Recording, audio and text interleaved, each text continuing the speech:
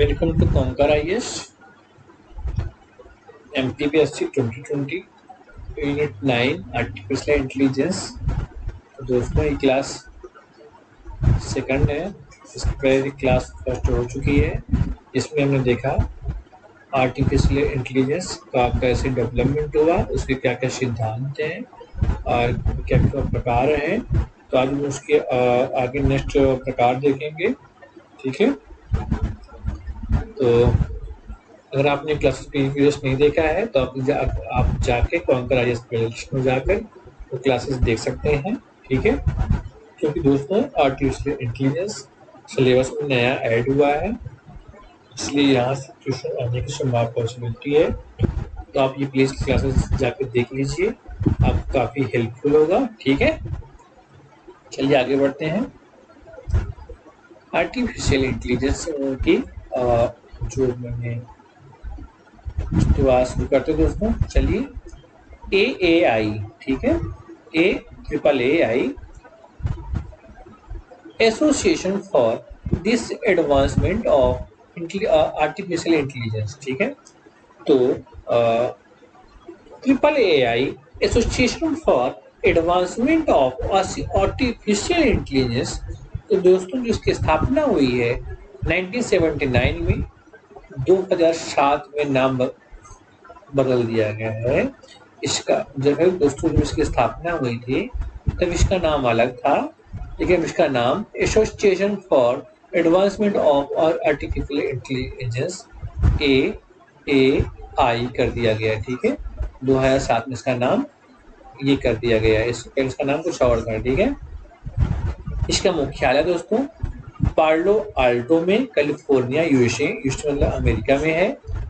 इसका कार्य AAAI कृत्रिम बुद्धिमत्ता के अनुसंधान एवं जिम्मेदार उपयोग को बढ़ावा देने के लिए समर्पित है। ठीक है, तो association for advancement of artificial intelligence, इसका स्थापना 1979 में हुई, लेकिन 2007 में इसका नाम बदलकर AAAI association for advancement of artificial intelligence, जिसका मुख्यालय है दोस्तों पालो आल्टो में है, ये कैलिफोर्निया यूएसए में है। इसका जो कार्य है AAAI का कि आर्टिफिशियल इंटेलिजेंस में अनुसंधान और जिम्मेदारी उपयोग को बढ़ावा देने के लिए समर्पित है। क्लियर, मतलब AAAI का जो कार्य दोस्तों आर्टिफिशियल इंटेलिजेंस में अनुसंधान मतलब रिसर्च और जिम्मेदारी उपयोग मतलब इसका क्या उपयोग होगा बढ़ावा देने के लिए समर्पित है। ठीक है, अब देखते हैं भारत में आर्टिफिशियल इंटेलिजेंस का मतलब क्या है। ठीक है, तो नेक्स्ट टॉपिक दोस्तों, भारत में कृत्रिम बुद्धिमत्ता मतलब इंडिया में आर्टिफिशियल इंटेलिजेंस, इंडिया में आर्टिफिशियल इंटेलिजेंस क्या है, तो इसको शॉर्ट में कृत्रिम बुद्धिमत्ता दोस्तों क्या बोलते हैं, AI। ठीक है, कृत्रिम बुद्धिमत्ता भारत में प्रारंभिक चरण में देश में कई ऐसे क्षेत्र हैं जिसमें इसको लेकर प्रयोग किए जा सकते हैं। इसका उद्योग में निजी क्षेत्रों में काफी संभावनाओं के साथ आगे बढ़ाया जा रहा है। ठीक है, तो दोस्तों भारत में आर्टिफिशियल इंटेलिजेंस का प्रयोग प्रारंभिक चरण में है और देश में कई ऐसे क्षेत्र हैं जिसमें प्रयोग किए जा सकते हैं, जैसे उद्योग के क्षेत्र में जहां भारी भरकम, जहां ह्यूमन को ज़्यादा मतलब मान लीजिए कोई ऑयल फैक्ट्री है या फिर कोई ऐसा जो क्षेत्र है जहां जोखिम भरा हुआ है, तो आर्टिफिशियल इंटेलिजेंस या मशीन का प्रयोग करके वहां ह्यूमन को कम किया जा सकता है। ठीक है, तो उद्योग के क्षेत्र में, निजी क्षेत्र में काफी संभावनाओं को आगे बढ़ा रहा है। ठीक है, क्लियर। अब देखते हैं दोस्तों आगे, तो मतलब भारत में क्या हो रहा है, तो 1 फरवरी 2018 को भारतीय बजट में सरकार द्वारा मशीन लर्निंग कृत्रिम बुद्धिमत्ता के विकास को प्रोत्साहन दिए जाने के संदर्भ में प्रबंध किए जा रहे हैं। ठीक है, तो 1 फरवरी, क्योंकि देखिए दोस्तों 1 फरवरी इसलिए बोला है क्योंकि अपने देश में अभी 2-3 साल से 1 फरवरी को बजट पेश किया था पहले ये था कि फरवरी यूपीए सरकार में फरवरी बजट जो है फरवरी के लास्ट वीक में होता था, वो डिसाइड नहीं था। लेकिन बीजेपी मतलब कि अब जो है भारत सरकार ने डिसाइड किया है 1 फरवरी 2018 मतलब अब जो है 1 फरवरी मतलब कि हर साल 1 फरवरी को भारत में बजट पेश किया जाता है। साथ ही अब पहले रेलवे बजट अलग था और आम बजट अलग था, दोनों को मर्ज कर दिया गया, केवल एक बजट होता है। 1 फरवरी 2018 को भारतीय बजट सरकार द्वारा मशीन लर्निंग तथा कृत्रिम बुद्धिमत्ता के विकास को प्रोत्साहन दिए जाने के संदर्भ में उपबंध किए जा रहे हैं। ठीक है, आगे बढ़े। 2018-19 बजट में केंद्र सरकार के थिंक टैंक नीति आयोग ने NAIP national artificial intelligence programme राष्ट्रीय कृत्रिम बुद्धिमत्ता कार्यक्रम का क्रियान्वयन करेगा। वेरी वेरी इंपॉर्टेंट, आप इसको मार्क कर लीजिए। 2018-19 में बजट में केंद्र सरकार के थिंक टैंक नीति आयोग ने नेशनल आर्टिफिशियल इंटेलिजेंस प्रोग्राम, इसको शॉर्ट में बोलते हैं NAIP, मतलब राष्ट्रीय कृत्रिम बुद्धिमत्ता कार्यक्रम का क्रियान्वयन करेगा। ठीक है, आगे बढ़े दोस्तों। आगे 11-12 अप्रैल 2020 को प्रधानमंत्री ने नई दिल्ली में सामाजिक सशक्तिकरण के लिए उत्तरदायित्व कृत्रिम बुद्धिमत्ता शिखर सम्मेलन 2020, ठीक है, तो इसको बोलते हैं responsible artificial for social empowerment 2020 या रेंज 2020, इसको रेज भी बोलते हैं, RAISE रेज 2020 का आयोजन किया गया। ठीक है, तो दोस्तों वेरी वेरी इंपॉर्टेंट मार्क कर लीजिए, क्योंकि ये करंट ओरिएंटेड भी है, पीटी के हिसाब से आने की पॉसिबिलिटी है। 11-12 अप्रैल 2020 को प्रधानमंत्री ने नई दिल्ली में सामाजिक सशक्तिकरण के लिए उत्तरदायी कृत्रिम बुद्धिमत्ता शिखर सम्मेलन 2020 का आयोजन किया गया। ठीक है, अगर आपसे पूछा जाए दोस्तों कृत्रिम बुद्धिमत्ता शिखर सम्मेलन 2020 का आयोजन कहाँ किया गया, तब जवाब होना चाहिए नई दिल्ली में 11-12 अप्रैल 2020 को लॉकडाउन के दौरान ही किया गया। ठीक है, तो पिछले साल लॉकडाउन लगा हुआ था, तो इसका जो इसको बोलते हैं रेज 2020। तो रेज का फुल फॉर्म है रिस्पॉन्स RAISE 2020 का हुआ दोस्तों 11-12 अप्रैल 2020 को किया गया। ठीक है, तो रेज का फुल फॉर्म क्या है दोस्तों, responsible artificial intelligence for social empowerment, ठीक है, 2020। ठीक है, नेक्स्ट वेरी वेरी इंपॉर्टेंट आप मार्क कर लीजिए। तेलंगाना राज्य सरकार ने 2020 को कृत्रिम बुद्धिमत्ता वर्ष घोषित किया है। मतलब तेलंगाना सरकार ने 2020 को आर्टिफिशियल इंटेलिजेंस वर्ष घोषित किया है। ठीक है, तो आपको यहाँ 203 चीज याद रखनी है। 1 फरवरी 2018 को भारतीय बजट में सरकार द्वारा मशीन लर्निंग तथा कृत्रिम बुद्धिमत्ता के विकास को प्रोत्साहन दिए जाने के संबंध में उपबंध किए गए हैं। ठीक है, नेक्स्ट 2018-19 में केंद्र सरकार थिंक टैंक नीति आयोग ने नेशनल आर्टिफिशियल इंटेलिजेंस प्रोग्राम, इसको शॉर्ट में बोलते हैं NAIP, मतलब राष्ट्रीय कृत्रिम बुद्धिमत्ता कार्यक्रम का क्रियान्वयन करेगा। मतलब 2018-19 में केंद्र सरकार के नीति आयोग ने बोला NAIP नेशनल आर्टिफिशियल इंटेलिजेंस का क्रियान्वयन किया जाएगा। ठीक है, फिर 11-12 अप्रैल को 2020 में आर्टिफिशियल मतलब responsible artificial intelligence for social empowerment 2020 का शिखर सम्मेलन नई दिल्ली में प्रधानमंत्री मोदी द्वारा किया गया। ठीक है। नेक्स्ट, तेलंगाना राज्य सरकार ने 2020 को आर्टिफिशियल इंटेलिजेंस वर्ष घोषित किया। ठीक है दोस्तों, आगे बढ़े, आपको होपफुली समझ में आ गया होगा।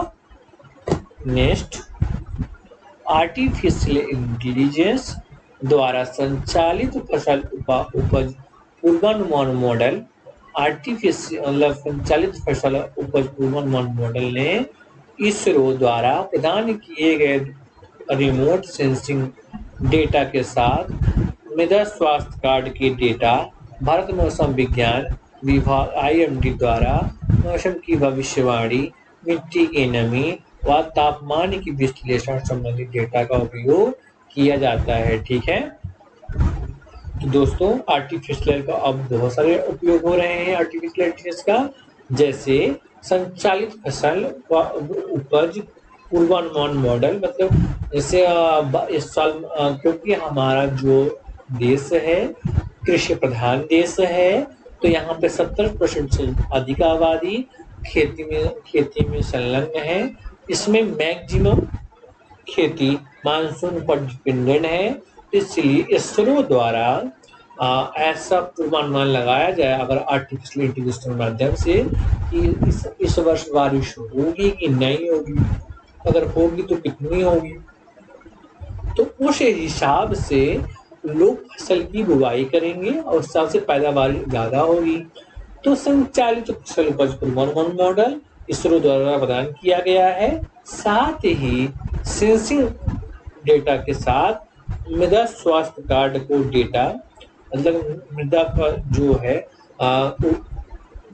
मृदा उपजाऊ है कि नहीं है, इसमें कैल्शियम फास्फोरस या नाइट्रोजन किस चीज़ की कमी है, क्या है, तो उस हिसाब से उस खेती में इस्तेमाल नाइट्रोजन की कमी है, उस हिसाब से पर्टिकुलर नाइट्रोजन दवा डालेंगे, उसकी भरपाई करेंगे, तो उससे क्या होगा कि खेती की उपज ज़्यादा होगी।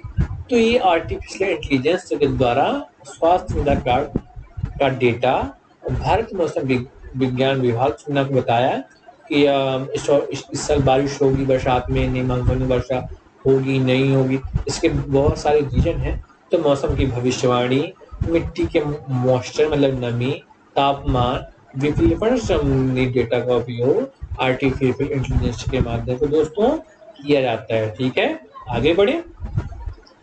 नेक्स्ट, आर्टिफिशियल इंटेलिजेंस संचालित फसल उपज पूर्वानुमान मॉडल को आसाम, बिहार, झारखंड, MP, महाराष्ट्र, राजस्थान, UP 10 आकांक्षी जिलों में क्रियान्वित किया जा रहा है। ठीक है। तो आर्टिफिशियल इंटेलिजेंस के माध्यम से दोस्तों अपने देश में 10 आकांक्षी जिलों का चुनाव किया गया है, जिसमें कुछ आसाम के क्षेत्र हैं, फिर बिहार स्टेट का भी कुछ क्षेत्र है, झारखंड का भी है, MP, महाराष्ट्र, राजस्थान, UP में ट्रायल बेस पर 10 आकांक्षी जिलों का चयन किया गया है, क्योंकि उसमें मतलब मृदा का स्वास्थ्य कार्ड, जैसे मौसम विज्ञान विभाग ने मृदा की नमी, तापमान या कि संचालित फसल का उपज पूर्वानुमान मॉडल ये प्रयोग किया जा रहा है। ठीक है। नेक्स्ट पॉइंट, राष्ट्रीय स्तर पर आर्टिफिशियल इंटेलिजेंस की रूपरेखा बनाने के लिए नीति आयोग के उपाध्यक्ष राजीव कुमार की अध्यक्षता में एक समिति का गठन किया गया है। ठीक है। तो दोस्तों NITI Aayog very very important. तो नीति आयोग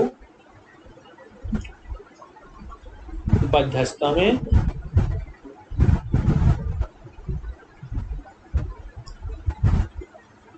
राजीव कुमार की अध्यक्षता में एक समिति का गठन, हालांकि ये उपाध्यक्ष हैं। तो राष्ट्रीय स्तर पर आर्टिफिशियल इंटेलिजेंस कार्यक्रम की रूपरेखा बनाने की नीति आयोग के उपाध्यक्ष राजीव कुमार की अध्यक्षता में एक समिति का गठन किया गया है। ठीक है। अगर आपसे ये पूछे राष्ट्रीय स्तर पर आर्टिफिशियल इंटेलिजेंस के लिए कौन सी समिति है, तो नीति आयोग की राजीव कुमार की अध्यक्षता में एक समिति का गठन किया गया है। ठीक है, नेक्स्ट पॉइंट, वर्तमान बजट में सरकार 5th जनरेशन टेक्नोलॉजी स्टार्टअप के लिए बजट का प्रावधान artificial intelligence, machine learning of thing, 3D printing और ब्लैक चेन पर कर रही। ठीक है, तो वर्तमान बजट में सरकार ने 5th जनरेशन टेक्नोलॉजी पर स्टार्टअप पर बजट का प्रावधान किया गया है। इसमें artificial intelligence, machine learning of things, 3D printing और ब्लैक चेन इत्यादि पर काम किया गया है। ठीक है, इस स्लाइड में जो 2-3 चीजें इंपॉर्टेंट है कि आर्टिफिशियल इंटेलिजेंस द्वारा संचालित फसल प्रणाली पूर्वानुमान में इसरो द्वारा प्रदान किए गए रिमोट सेंसिंग डेटा के साथ, ठीक है, इसरो द्वारा जो प्रदान किया जाएगा, मतलब कि फसल का जो पूर्वानुमान मॉडल है उसमें मृदा स्वास्थ्य कार्ड, भारत मौसम विज्ञान विभाग, मौसम की भविष्यवाणी, मिट्टी की नमी और तापमान विश्लेषण संबंधित डेटा का उपयोग किया जाएगा। इस 10 आकांक्षी जिले हैं, तो 10 आकांक्षी जिलों में बिहार के हैं, आसाम, झारखंड, MP, राजस्थान, यूपी के 10 जिलों को लिया गया है, जिसमें आर्टिफिशियल संचालित फसल उपज का पूर्वानुमान मॉडल का उपयोग किया जाएगा। फिर पूरे देश में उसका एक्सपांड किया जाएगा, मतलब फैलाया जाएगा। अगर 10 मिनट ट्रायल में देखते हैं क्या रिजल्ट रहता है। फिर राष्ट्रीय स्तर पर नीति आयोग ने राजीव कुमार की अध्यक्षता में एक समिति का गठन किया गया है। वर्तमान में बजट में सरकार ने 5th जनरेशन टेक्नोलॉजी स्टार्टअप के लिए artificial intelligence, machine learning of thing, 3D printing और ब्लॉकचेन पर काम किया है। ठीक है, क्लियर। आगे बढ़े दोस्तों, next point, NITI Aayog artificial intelligence द्वारा देश में व्यवसाय करने के तरीकों को बदलने हेतु गूगल के साथ नीति आयोग की साझेदारी कई परीक्षण शुरू करने जा रही है। ठीक है, इसमें भारत में बेंगलुरु शहर आर्टिफिशियल इंटेलिजेंस का प्रमुख केंद्र है। Very important. बेंगलुरु दोस्तों कहाँ है? ये कर्नाटका में है। ठीक है, तो नीति आयोग आर्टिफिशियल इंटेलिजेंस द्वारा देश में व्यवसाय करने के तरीकों को बदलने हेतु गूगल के साथ नीति आयोग की साझेदारी कई प्रशिक्षण शुरू करने जा रही है। मतलब NITI Aayog plus Google artificial intelligence में कई MOU साइन हुआ है, मतलब कई साझेदारी हुआ जिसमें कई प्रशिक्षण चल रहे हैं। भारत में बेंगलोर शहर में आर्टिफिशियल का प्रमुख केंद्र है। ठीक है, क्लियर। आगे बढ़े, भारत में आर्टिफिशियल इंटेलिजेंस के विकास हेतु IIT Delhi 2020 school of artificial intelligence को शुरू करने का निर्णय किया गया है। तो दोस्तों, भारत में आर्टिफिशियल इंटेलिजेंस के विकास के लिए IIT दिल्ली 2020 में स्कूल ऑफ आर्टिफिशियल इंटेलिजेंस को शुरू करने का निर्णय लिया है। ठीक है, तो IIT दिल्ली ने स्कूल ऑफ आर्टिफिशियल इंटेलिजेंस शुरू करने का निर्णय दोस्तों लिया है। ठीक है, क्लियर। आगे बढ़े, नेक्स्ट, हाल ही में पूर्व भारतीय क्रिकेटर कपिल देव द्वारा आर्टिफिशियल इंटेलिजेंस पर आधारित कंपनी हार्मोनियर इंडिया में निवेश किया है। ठीक है, तो दोस्तों यहाँ पे 3 चीजें मतलब इम्पोर्टेंट है। नीति आयोग और गूगल ने व्यावसायिक साझेदारी करने के लिए कई प्रशिक्षण संस्थान शुरू किए हैं। भारत में बेंगलुरु शहर आर्टिफिशियल इंटेलिजेंस प्रमुख केंद्र है। भारत में आर्टिफिशियल के विकास हेतु IIT दिल्ली में स्कूल ऑफ आर्टिफिशियल इंटेलिजेंस शुरू करने का निर्णय लिया है। हाल ही में भारतीय क्रिकेटर कपिल देव ने क्या किया है दोस्तों? कपिल देव ने आर्टिफिशियल इंटेलिजेंस पर आधारित कंपनी हार्मोनियर में इन्वेस्टमेंट किया, मतलब निवेश किया है। ठीक है, क्लियर। आगे बढ़े, भारत में कृत्रिम बुद्धिमत्ता के अनुप्रयोग, ठीक है। तो भारत में आर्टिफिशियल का क्या क्या उपयोग है और सरकारें हमारी क्या क्या काम कर रही हैं दोस्तों, तो हम आज उस पर चर्चा करेंगे, ठीक है दोस्तों। तो पहला है व्योम मित्र, ठीक है, व्योम मित्र, व्योम मित्र, ठीक है। इसमें पहला पॉइंट है, इसरो द्वारा मानवयुक्त गगन मिशन 2022 हेतु एक अर्धमानवीय रोबोट व्योम मित्र ने लॉन्च किया है।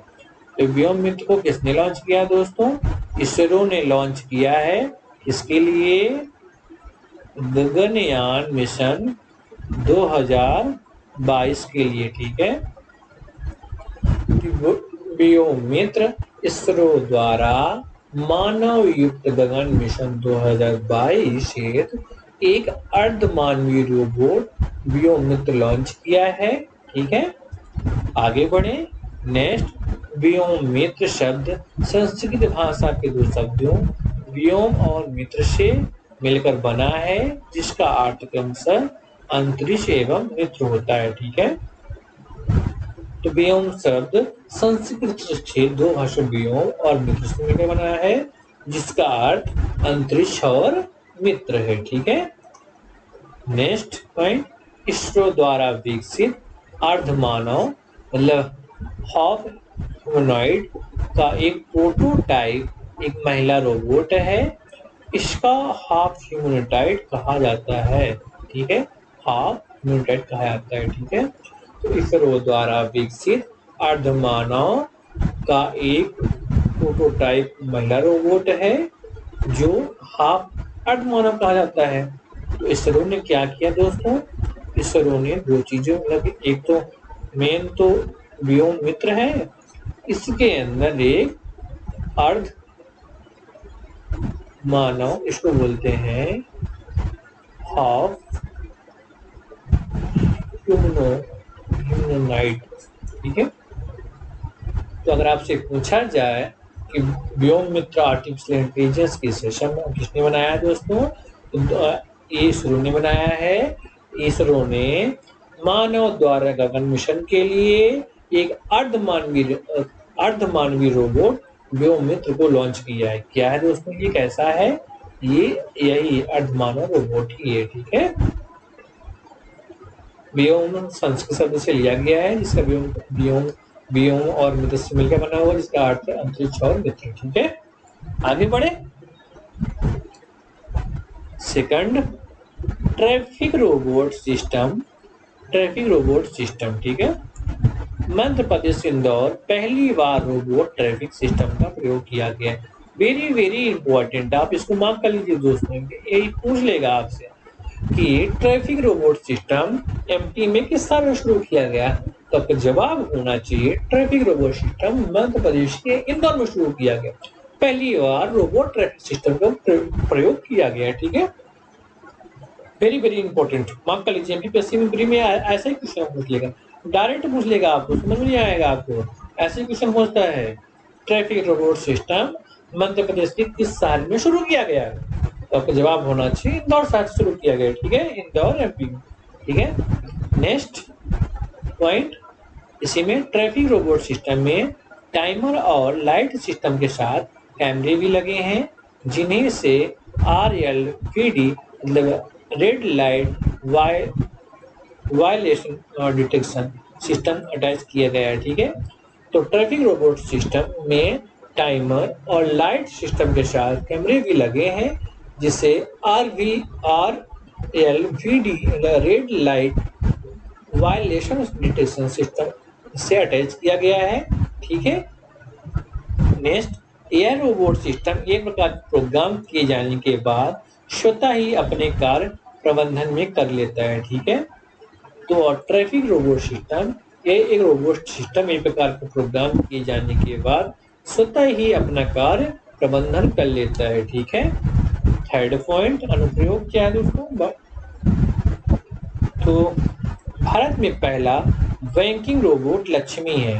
आप very very very very important दोस्तों, मार्क कर लीजिए, वेरी वेरी इंपॉर्टेंट है। ठीक है, भारत का पहली बैंकिंग रोबोट लक्ष्मी।